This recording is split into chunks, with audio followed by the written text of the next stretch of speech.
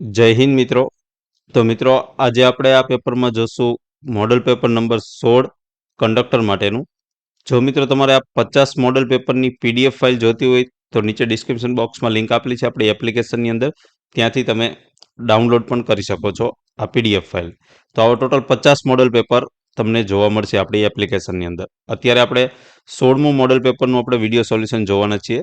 તો તેની અંદર આપણે શરૂઆત કરીએ. સૌથી પહેલો પ્રશ્ન કે નીચેના બે વિધાન આપેલા છે તેમાંથી સાચું વિધાન કયું છે તે આપણે અહીંયા શોધવાનું છે. તો પહેલું વિધાન છે કે ગુજરાતમાં ગિફ્ટ સિટી ગાંધીનગર નજીક આવેલું છે. તો આ વિધાન બિલકુલ સાચું છે.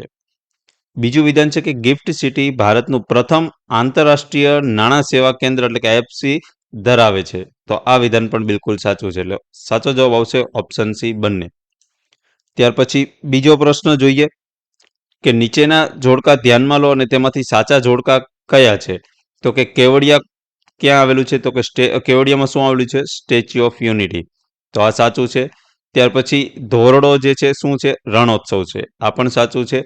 ત્યાર પછી શિવરાજપુર તો કે બ્લુ ફ્લેગ બીચ દ્વારકા ખાતે આવેલું છે. આ પણ સાચું છે.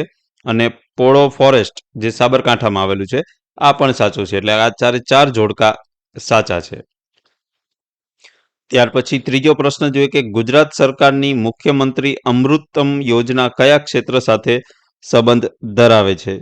તો આ જે અમૃતમ યોજના જે છે તે કયા ક્ષેત્ર સાથે સંબંધ ધરાવે છે? તો કે ગરીબ પરિવારો માટે આરોગ્ય વીમા કવચ, એના માટે આ મુખ્યમંત્રી અમૃતમ યોજના સંબંધ ધરાવે છે. ત્યાર પછી ચોથો પ્રશ્ન જોઈએ કે બે વિધાનમાંથી સાચા વિધાન કયા છે? તો પહેલું વિધાન છે કે ગુજરાતનો દરિયા કિનારો ભારતના તમામ રાજ્યમાં સૌથી લાંબો દરિયો કિનારા ધરાવે છે. તો આ સાચું છે. ગુજરાતનો દરિયા કિનારો આશરે 1600 કિલોમીટરથી વધુ લંબાઈ ધરાવે છે. આ વિધાન પણ બિલકુલ સાચું છે. એટલે જવાબ આવશે બંને વિધાન સાચા. ત્યાર પછી પાંચમો પ્રશ્ન જોઈએ કે બંધારણની કઈ કલમ હેઠળ સંસદ અને રાજ્ય વિધાનસભાઓની ચૂંટણી માટે એક સામાન્ય મતદાર યાદી અને પુખ્ત મતદાર યાદીની જોગવાઈ કરવામાં આવી છે? તો તેની અંદર જવાબ આવશે કલમ નંબર 325 અને 26. ત્યાર પછી છઠ્ઠો પ્રશ્ન કે બે વિધાનમાંથી સાચા વિધાન કયા છે ભારતીય ચૂંટણી પંચ અંગેના? તો પહેલું વિધાન છે કે તેની સ્થાપના બંધારણની કલમ નંબર 324 હેઠળ કરવામાં આવી છે. તો આ વિધાન સાચું છે. તો આ યાદ રાખજો, ભારતીય ચૂંટણી પંચ જે છે તેની સ્થાપના કયા અનુચ્છેદ અંતર્ગત કરવામાં આવી? 324. મૂળભૂત રૂપે તે એક જ સભ્યનું પંચ હતું જે પાછળથી બહુસભ્ય પદ ધરાવતું બન્યું છે. તો આ વિધાન પણ બિલકુલ સાચું છે. એટલે કે પહેલા તેમાં મુખ્ય ચૂંટણી કમિશનર જ હતા, હવે એ સિવાય બે પણ અન્ય ચૂંટણી કમિશનરો તેમના સભ્ય માટે હોય છે. એટલે આમાં આ વિધાન પણ સાચું છે. એટલે બંને વિધાન સાચા. ત્યાર પછી સાતમો પ્રશ્ન, બંધારણની કઈ કલમ હેઠળ યુપીએસસી એટલે કે સંઘ લોક સેવા આયોગની રચના કરવામાં આવી છે? તો તેમાં જ આવશે કલમ નંબર 315. તો યુપીએસસી જે છે તે કેવી સંસ્થા છે? બંધારણીય સંસ્થા છે, જે કલમ નંબર 315 અંતર્ગત તેની રચના કરવામાં આવી છે. ત્યાર પછી આઠમો પ્રશ્ન, નીચેનામાંથી કયું જોડકું ખોટું છે? તો ખોટું જોડકું કયું છે? તો કલમ નંબર 51A એમાં મૂળભૂત ફરજો આપેલી છે, આ સાચું છે. કલમ નંબર 44 તો આમાં સમાન નાગરિક સંહિતા આપેલી છે, આ પણ વિધાન સાચું છે. કલમ નંબર 39A તો કે મફત કાનૂની સહાય, આ પણ સાચું છે. અને કલમ નંબર 17 તો કે શોષણ સામેનો અધિકાર, આ ખોટું છે. કલમ નંબર 17માં શું છે? અસ્પૃશ્યતા નાબૂદી. શું? અસ્પૃશ્યતા નાબૂદી એની જોગવાઈ છે કલમ નંબર 17માં. તો આ અહીંયા ખોટું આવશે. ચલો ત્યાર પછી નવમો પ્રશ્ન, કલમ નંબર 17 બંધારણમાં કયા મૂળભૂત અધિકાર હેઠળ આવે છે? તો તેમાં મૂળભૂત અધિકાર કયો આવશે? તો કે સમાનતાનો અધિકાર, જેમાં છે ને અસ્પૃશ્યતા નાબૂદી. ત્યાર પછી આ બે વિધાન આપેલા છે, તેમાંથી સાચા વિધાન કયા છે તે આપણે શોધવાના છે. પહેલું વિધાન છે મૂળભૂત માળખાનો સિદ્ધાંત જે કેશવાનંદ ભારતી કેસ 1973માં સ્થાપિત થયો હતો. તો આ વિધાન સાચું છે. આ સિદ્ધાંત મુજબ સંસદ જે છે તે બંધારણના મૂળભૂત માળખામાં કોઈ પણ ફેરફાર કરી શકતી નથી. બંધારણમાં ફેરફાર કરી શકે પણ બંધારણનો જે મૂળભૂત ઢાંચો જે છે, મૂળભૂત જે માળખું જે છે એમાં કોઈ પણ ફેરફાર સંસદ કરી શકતી નથી. તો આ વિધાન પણ બિલકુલ સાચું છે. એટલે સાચો જવાબ કયો આવશે? બંને વિધાન સાચા, એટલે ઓપ્શન સી. ત્યાર પછી નીચેનામાંથી કયો બંધારણીય સુધારો પક્ષ પલટા વિરોધી કાયદો સાથે સંબંધ ધરાવે છે? તો તેની અંદર સાચો જવાબ આવશે 52મો બંધારણીય સુધારો જે છે તે પક્ષ પલટા વિરોધી સાથે સંબંધિત છે. ત્યાર પછી 12મો પ્રશ્ન, મતદાનની વય 21 વર્ષથી ઘટાડીને 18 વર્ષ કરવામાં કયો બંધારણીય સુધારો કરવામાં આવ્યો હતો? તો તેમાં જવાબ આવશે 61મો બંધારણીય સુધારો. ત્યાર પછી ચંપારણ સત્યાગ્રહ 1917 કયા મુદ્દા સાથે સંબંધિત હતો? તો જે ચંપારણ સત્યાગ્રહ જે છે તે નીલ ખેડૂતો પર થતા શોષણ સામે આંદોલન હતું. કયું? ચંપારણ સત્યાગ્રહ. ત્યાર પછી બે વિધાન આપેલા છે, તેમાંથી કયું વિધાન સાચું છે? તો કે ભારતીય રાષ્ટ્રીય કોંગ્રેસની સ્થાપના 1885માં એઓ હ્યુમ દ્વારા કરવામાં આવી હતી. તો આ સાચું છે.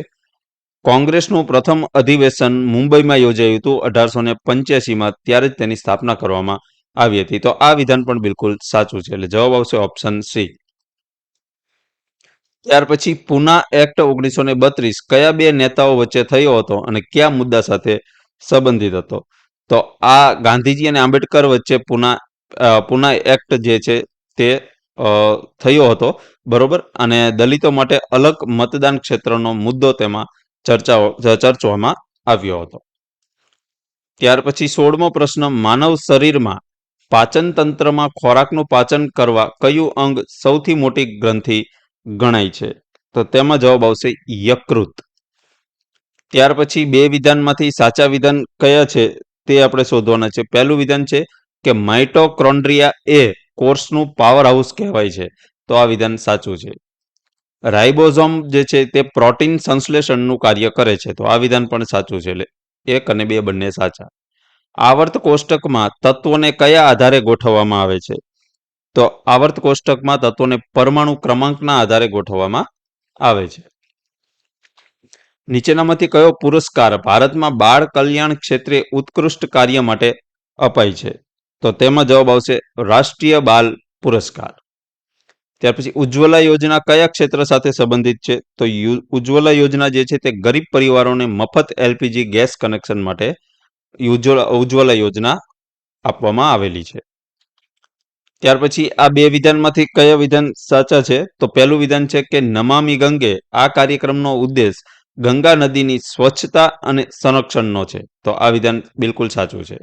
આ કાર્યક્રમ 2014માં શરૂ કરવામાં આવ્યો હતો. આપણા માનનીય વડાપ્રધાન નરેન્દ્રભાઈ મોદી જ્યારે 2014માં વડાપ્રધાન બન્યા ત્યારે આ કાર્યક્રમ લોન્ચ કરવામાં આવ્યો હતો, જે સાલ હતી 2014. તો બંને વિધાન સાચા છે. ત્યાર પછી આંતરરાષ્ટ્રીય શ્રમ સંગઠનનું મુખ્યાલય ક્યાં આવેલું છે? તો આંતરરાષ્ટ્રીય શ્રમ સંગઠનનું મુખ્યાલય આવેલું છે જીનીવા ખાતે.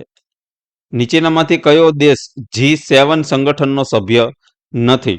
તો તેમાં જવાબ આવશે ભારત જે છે તે G7નો સભ્ય નથી. ત્યાર પછી COP28 એટલે કે જળવાયુ પરિવર્તન સંમેલન, આનું આયોજન 2023માં ક્યાં થયું હતું? તો આનું આયોજન 2023માં કઈ જગ્યાએ 2023માં કઈ જગ્યાએ થયું હતું? તો કે યુએઈ દુબઈ ખાતે. ત્યાર પછી 25મો પ્રશ્ન, નીચેનામાંથી કયું જોડકું ખોટું છે? તો ખોટું જોડકું નીચેનામાંથી કયું છે? તો કે કલિંગ પુરસ્કાર જે છે તે રમતગમત ક્ષેત્રે આપવામાં આવતો નથી. આ ખોટું છે ને બાકીના ત્રણેય સાચા છે. પુલિત્ઝર પુરસ્કાર પત્રકારત્વ અને સાહિત્ય ક્ષેત્રે અમેરિકામાં આપવામાં આવે છે. રેમન મેગ્સેસે એવોર્ડ જે છે તે એશિયાના જાહેર સેવા ક્ષેત્ર માટે આપવામાં આવે છે. જ્યારે બુકર પ્રાઇઝ જે છે તે અંગ્રેજી નવલકથાઓ હોય તેના માટે આપવામાં આવે છે. આ કલિંગ પુરસ્કાર રમતગમત ક્ષેત્ર માટે આપવામાં આવતો નથી, એટલા માટે આ જોડકું ખોટું છે.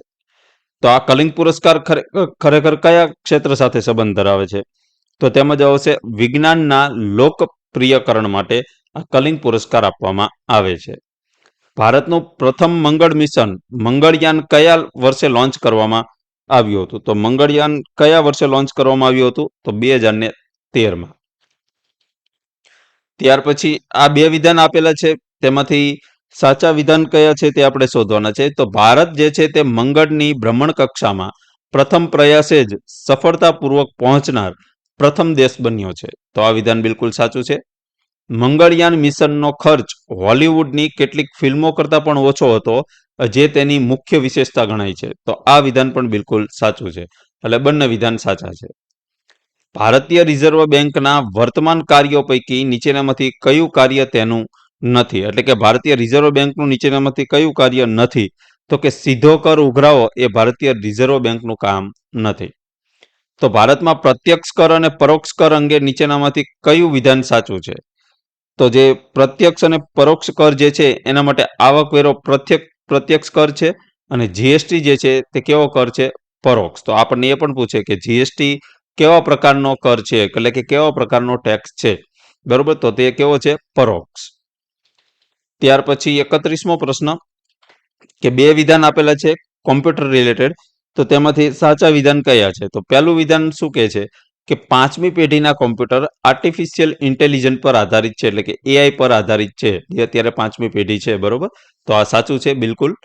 આ પેઢીમાં સમાંતર પ્રોસેસિંગ અને કુદરતી ભાષા પ્રક્રિયાનો ઉપયોગ થાય છે. તો આ વિધાન પણ બિલકુલ સાચું છે, એટલે બંને વિધાન સાચા આવશે. હવે દ્વિધારી સંખ્યા એટલે દ્વિઅંકી સંખ્યા હોય દ્વિધારી, જેમાં 11,0,11,0 ને દશાંશમાં કેવી રીતે રૂપાંતરિત કરી શકાય? જો રૂપાંતરિત કરીએ તો દશાંશમાં તે કયો કોડ આવશે? તો તેમાં જવાબ આવશે 54. એટલે 54 દશાંશ પદ્ધતિ પ્રમાણે છે. જો 54 નો બાઇનરી કોડ આપણને પૂછે તો 11,0,11,0 આ તેનો શું છે? Binary code. ત્યાર પછી MS એક્સેલના ફંક્શન જે છે કોન્કેટનેટ, આનો મુખ્ય ઉપયોગ શું છે? તો કોન્કેટનેટનો ઉપયોગ શું છે? તો કે જ્યારે બે અથવા વધુ ટેક્સ્ટને જોડવા હોય, એટલે કે બે સેલ આપેલા હોય, એક સેલ અહીંયા આપેલું હોય ફર્સ્ટ નેમ, આ બીજું નામ આપેલું હોય લાસ્ટ નેમ, એટલે કે આ ફર્સ્ટ નેમ અને લાસ્ટ નેમ, બરોબર? હવે અહીંયા આ સેલમાં ફર્સ્ટ નેમ ને લાસ્ટ નેમને મર્જ કરવા હોય તો આ ઇક્વલ સાઇન કરીને કોન્કેટનેટ ફંક્શન લગાવવાનું. ત્યાર પછી આ સેલ સિલેક્ટ કરવાનો, માની લો કે આ A1 હોય, બરોબર? કોમા કરીને આ સિલેક્ટ કરવાનો B1 અને પછી એન્ટર પ્રેસ કરો. આવી રીતે આમ એન્ટર પ્રેસ કરો એટલે અને આ બંને જે અહીંયા જોડાઈ જશે. હવે આ બંને વચ્ચે તમારે સ્પેસ મૂકવી હોય, નામ વચ્ચે સ્પેસ, તો A1 કોમા પછી ડબલ ઇન્વર્ટેડ કોમા, પછી અહીં એક સ્પેસ મૂકવાની, ડબલ ઇન્વર્ટેડ કોમા પૂરા, પછી કોમા અને પછી B1 અને આવી રીતે કરીને કોન્કેટનેટ ફંક્શન અહીં લગાવવાનું કોન્કેટનેટ. આ તમે એપ્લાય કરો એટલે ફર્સ્ટ નેમ ને લાસ્ટ નેમ તમને સ્પેસ સાથે એકદમ વ્યવસ્થિત રીતે ફોર્મેટમાં તમારે જોવા મળે. તો આ કોન્કેટનેટ ફંક્શનનો ઉપયોગ મુખ્ય રીતે બે શબ્દને એટલે કે બે સ્ટ્રિંગને જોડવા માટે થાય છે. ચાલો ત્યાર પછી 35મો પ્રશ્ન જોઈએ, 34મો પ્રશ્ન કે MS એક્સેલમાં કોઈ કોર્સની કિંમતના આધારે તેનો રંગ આપમેળે બદલવા માટે કયું ફીચર વપરાય છે? તો તેમાં જ આવશે કન્ડિશનલ ફોર્મેટિંગ. હવે કન્ડિશનલ ફોર્મેટિંગમાં મિત્રો તમે કન્ડિશન આપી શકો કે જો આ કન્ડિશન ટ્રુ પડે, એટલે કે આ કન્ડિશન સાચી પડે, તો તેનો કલર અથવા તો તમે એને ફોન્ટની સ્ટાઇલ, બોલ્ડ, ઇટાલિક જે પણ તમે કરવા ઈચ્છતા હોય તે તમે આ કન્ડિશનલ ફોર્મેટિંગ જે એક ઓપ્શન જે છે તેની મદદથી તમે કરી શકો છો. ત્યાર પછી નીચેનામાંથી કયું પ્રોટોકોલ નેટવર્ક પર ડિવાઇસને આપમેળે એટલે કે ઓટોમેટિકલી IP એડ્રેસ ફાળવે છે? તો તેની અંદર જવાબ આવશે DHCP.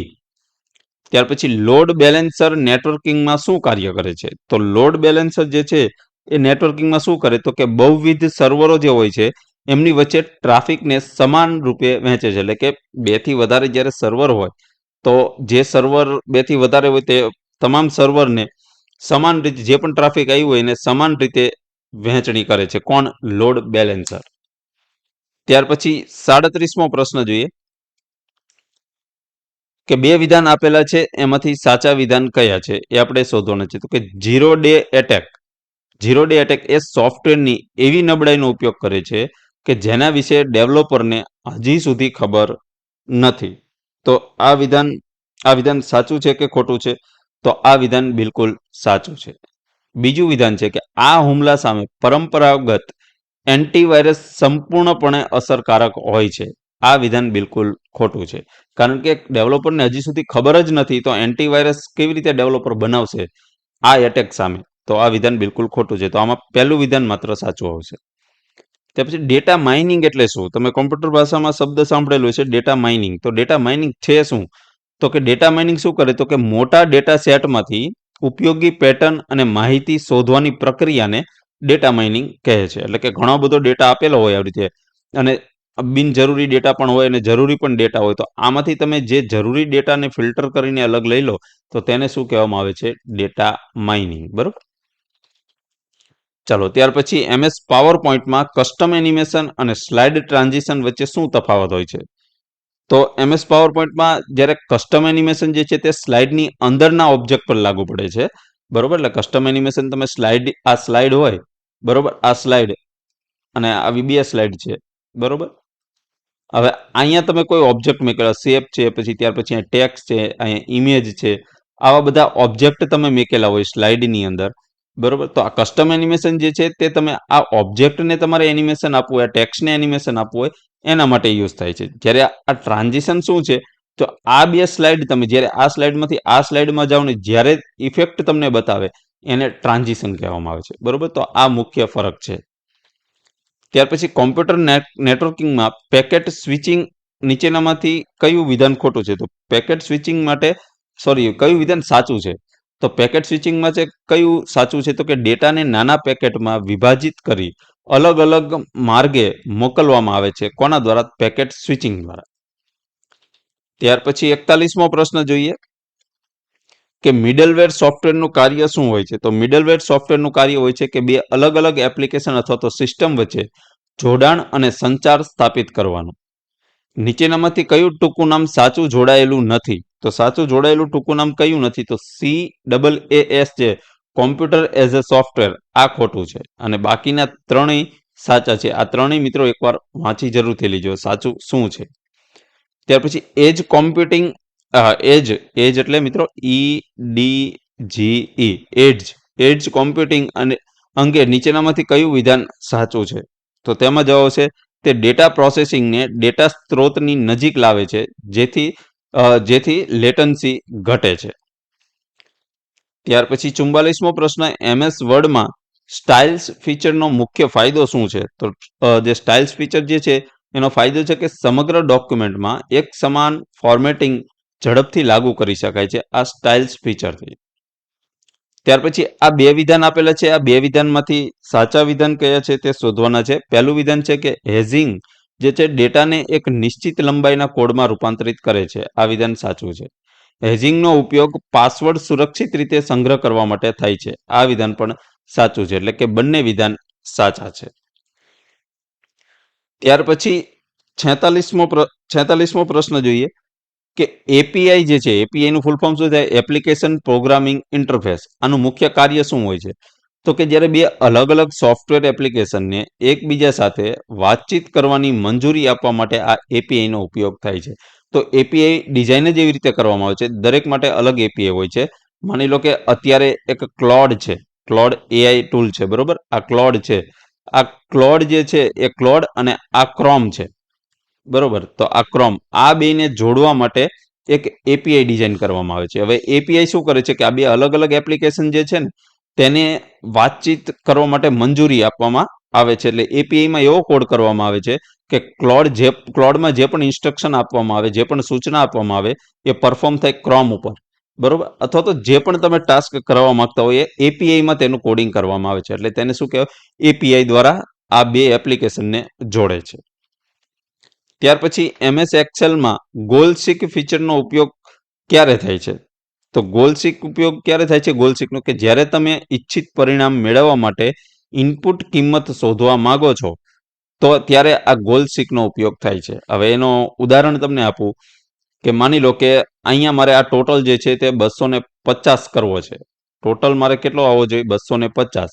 હવે એની અંદર તમને સરવાળામાં આ 50 પ્લસ 100, બરોબર, પ્લસ 50 આવી રીતે આપેલું છે અને ત્યાર પછી પ્લસ અહીંયા ખાલી જગ્યા આપેલી છે.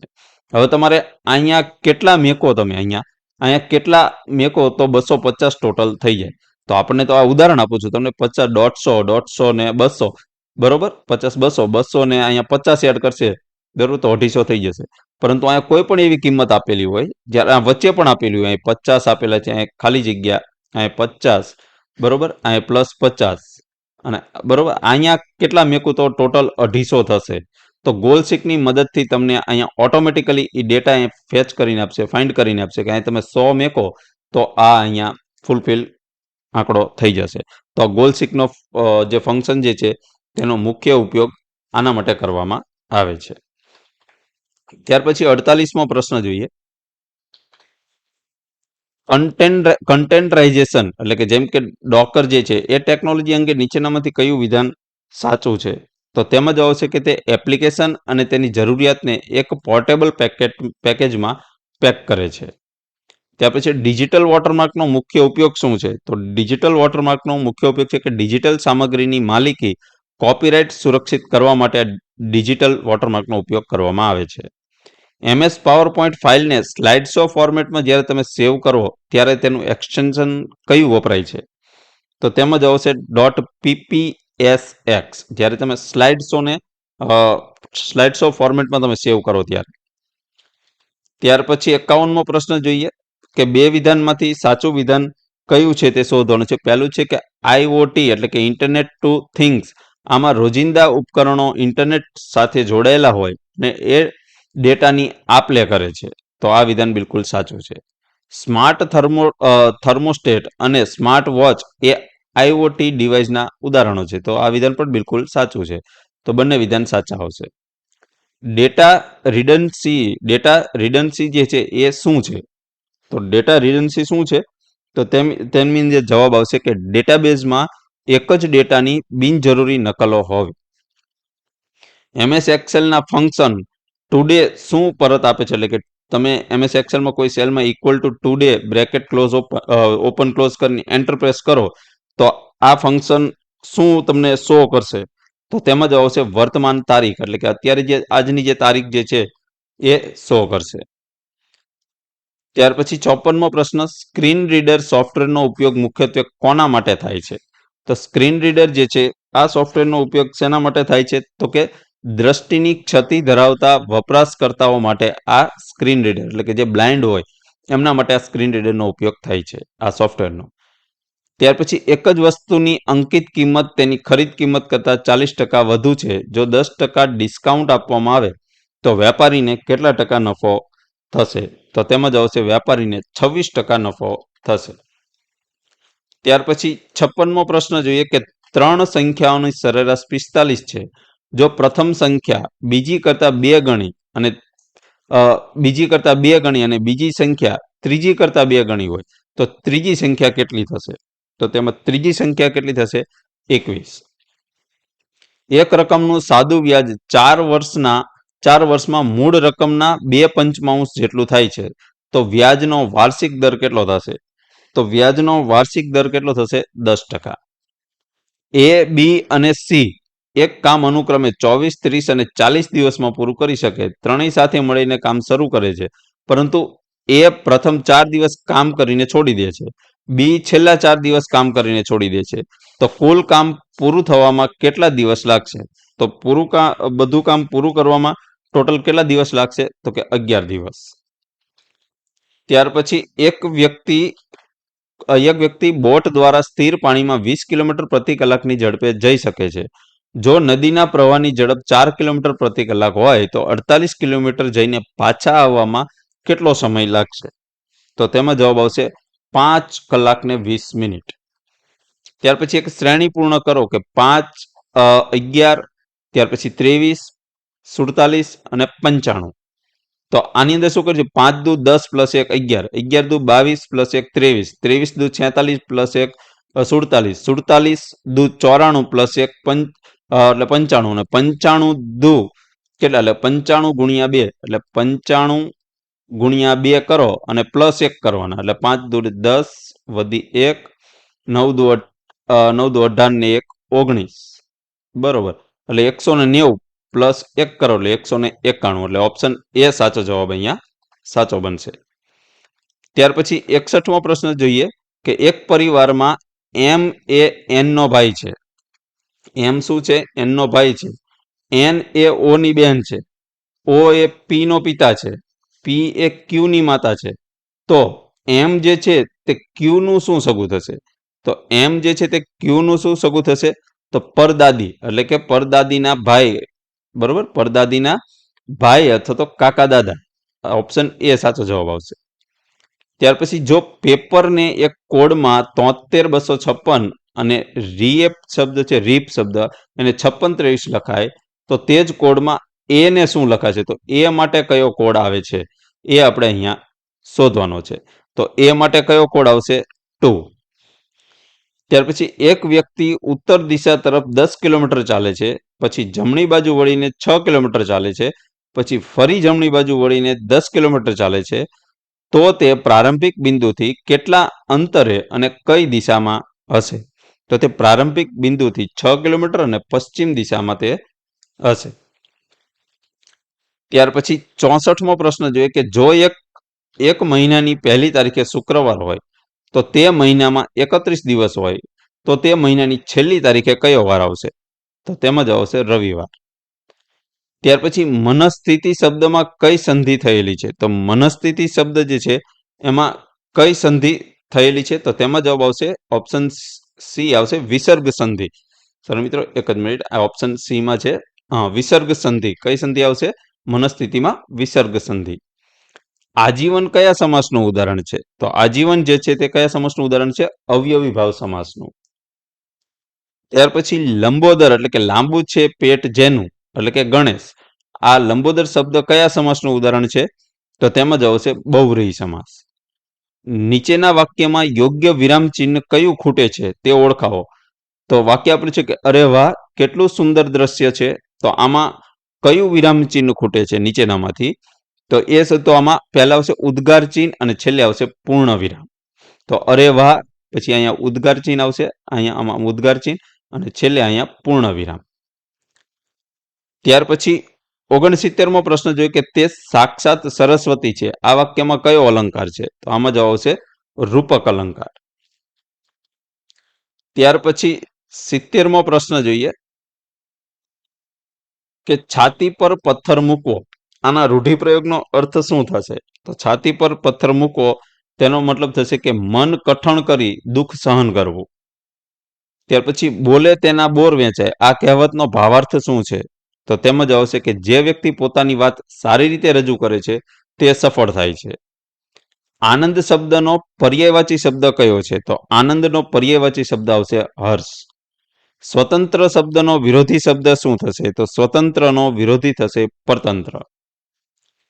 ત્યાર પછી 74મો પ્રશ્ન જોઈએ કે જેને માપી ન શકાય તેવું તેના માટે એક શબ્દ આપો.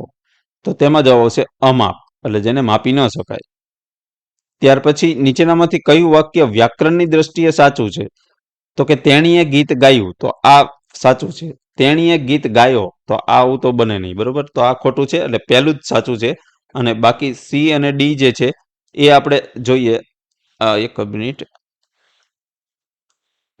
મિનિટ હા મિત્રો, ચાલો જ તેણીએ ગીત ગાઈ, તો આવું પણ ન બને. તેણીએ ગીત ગાયા, આવું પણ ન બને. એટલે તેણીએ ગીત ગાયું, આ જ સાચું વાક્ય બનશે.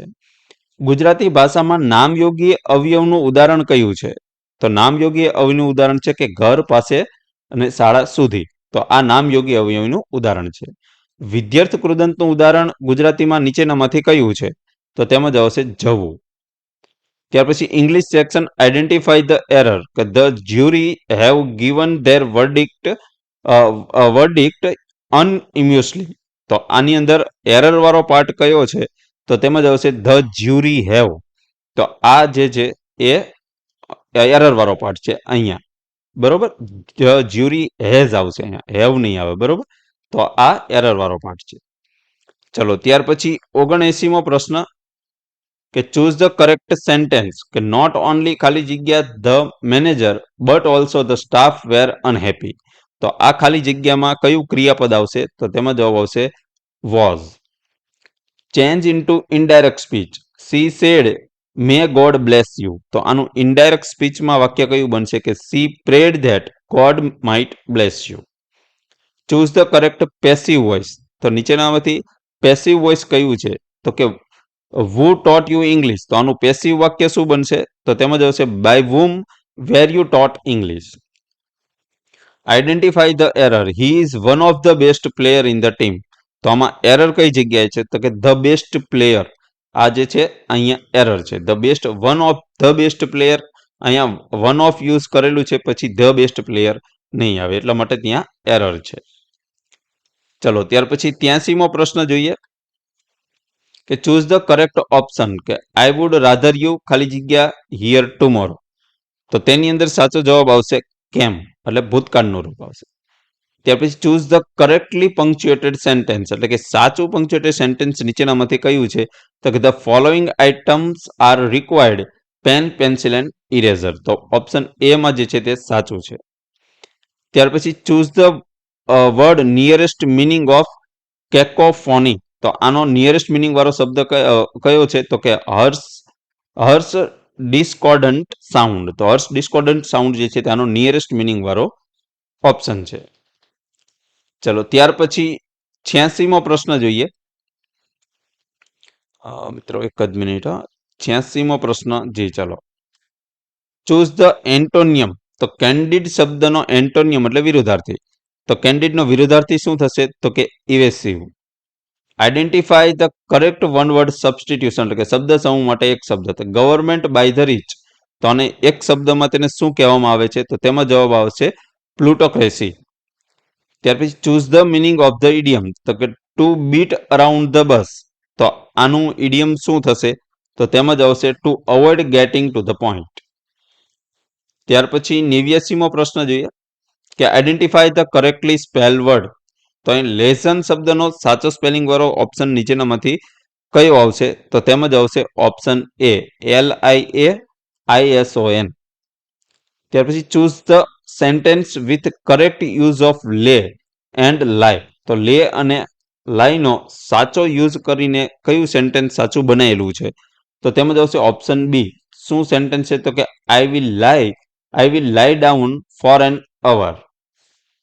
ત્યાર પછી મિત્રો મોટર વ્હીકલ એક્ટના આપણે કલમના પ્રશ્નો આપણે છેલ્લા 4 થી 5 પેપરથી લઈએ છીએ, અને હવે આ કલમના પ્રશ્નો જે છે તે બહુ જ ઇમ્પોર્ટન્ટ છે, એટલા માટે સ્પેશિયલ કલમના વિધાનવાળા અલગ અલગ પેટર્ન પ્રમાણે આપણે પ્રશ્નો લેતા રહ્યા છીએ. બરોબર, તો આ મિત્રો ઘણા કમેન્ટ કરે છે અને એવું લાગે છે કે આમાં મોટર વ્હીકલ એક્ટના કલમના જ પ્રશ્નો છે, આમાં રોડ સેફટીના પ્રશ્નો નથી, આમાં પછી જે ગાણિતિક ટિકિટના દાખલા છે એ નથી. મિત્રો એ અલગથી મેકવામાં આવશે, એ હું તમને અલગથી આપી દઈશ. જે અલગ ફોલ્ડર બનશે તેની અંદર સ્પેશિયલ આ ટેકનિકલ આવશે. આ માત્ર રિવિઝન માટે મિત્રો આપણે અહીંયા બધી જ કલમો આપણને કવર થઈ જાય. અમુક પ્રશ્નો રિપીટ પણ થાય, વિધાનની અંદર રિપીટ થાય, તો એનો હેતુ માત્ર એટલો જ છે કે તમે કલમનું વધારે ને વધારે તમને કલમ પૂછાય તો તમને ફાયદો પણ થઈ શકે, એટલા માટે.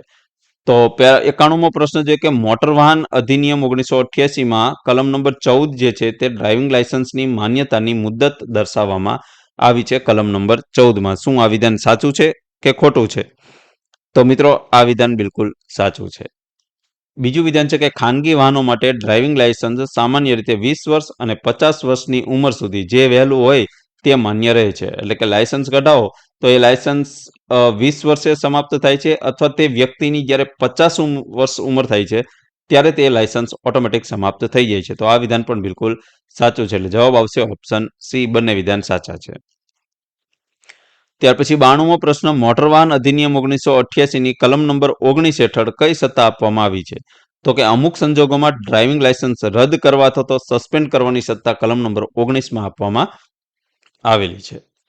ત્યાર પછી મોટર વાહન અધિનિયમ 1988ની કલમ નંબર 27 કયા વિષય સાથે સંબંધિત ધરાવે છે? તો તેમાં જવાબ આવશે ડ્રાઇવિંગ સ્કૂલ સંસ્થાઓની નોંધણી સાથે તે સંબંધ ધરાવે છે, કલમ નંબર 27. ચલો ત્યાર પછી 94મો પ્રશ્ન જોઈએ તો કે મોટર વાહન અધિનિયમ 1988ની કલમ નંબર 59 હેઠળ કઈ જોગવાઈ કરવામાં આવેલી છે? તો 59 હેઠળ કઈ જોગવાઈ કરવામાં આવેલી છે? તો તેની અંદર સાચો જવાબ આવશે કે વાહનના ઉપયોગનો સમયગાળો નિર્ધારિત કરવાની કેન્દ્ર સરકારની સત્તા છે. ત્યાર પછી 95મો પ્રશ્ન કે કલમ 88 હેઠળ રાજ્યમાં માન્ય પરમિટ ધરાવતું વાહન અમુક શરતોને આધીન અન્ય રાજ્યોમાં પણ ચલાવી શકાય છે. તો શું આ વિધાન સાચું છે? તો કે જી, બિલકુલ વિધાન સાચું છે. તો આ માટે કાઉન્ટર સિગ્નેચર અથવા તો આંતરરાજ્ય કરારની જરૂર પડે છે? તો કે હા, પડે છે. બરોબર, તમારે ઓલ ઇન્ડિયા પરમિટ એવું વાહન ઉપર લખેલું હોય છે ને, તો તમારે પરમિટ કઢાવવી પડે છે. બરોબર, તો આ બંને વિધાન સાચા છે. ત્યાર પછી 96મો પ્રશ્ન કે મોટર વાહન અધિનિયમ 1988ની કલમ નંબર 149 હેઠળ કઈ જોગવાઈ છે? તો કે વિના કંપનીની અકસ્માત વળતર ચૂકવવાની ફરજ છે. તો અકસ્માત થાય ત્યારે એનું વળતર ચૂકવવાની ફરજ કોની છે? વીમા કંપનીની. આ જોગવાઈ કલમ નંબર 149માં કરવામાં આવેલી છે.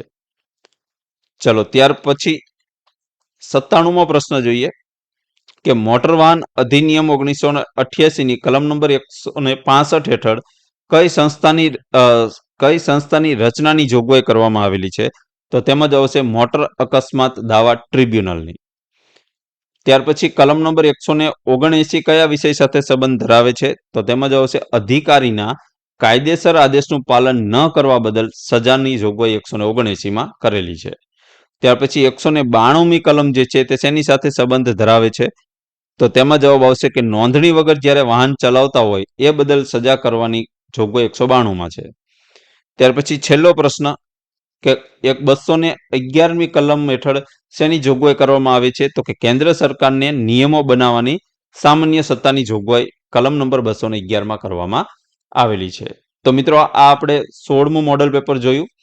અને મિત્રો ખાસ એ કે તમારે જો કરંટ અફેર પણ તૈયાર કરવું હોય તો આપણે ડેલી કરંટ અફેર આપણી એપ્લિકેશનમાં મૂકવામાં આવે છે, ફ્રી ઓફ કોસ્ટમાં છે. એ તમે કરંટ અફેર પણ તૈયાર કરી શકો છો. તો ચલો મિત્રો, એક વાત ભૂલતા નહીં, એપ્લિકેશનની લિંક ડિસ્ક્રિપ્શનમાં આપેલી છે, તે ડાઉનલોડ કરો, તમને ત્યાં મટીરિયલ પણ મળી રહેશે. બરોબર, તો ચલો મિત્રો આ વિડીયોને આપણે અહીંયા સમાપ્ત કરીએ છીએ. જય હિન્દ.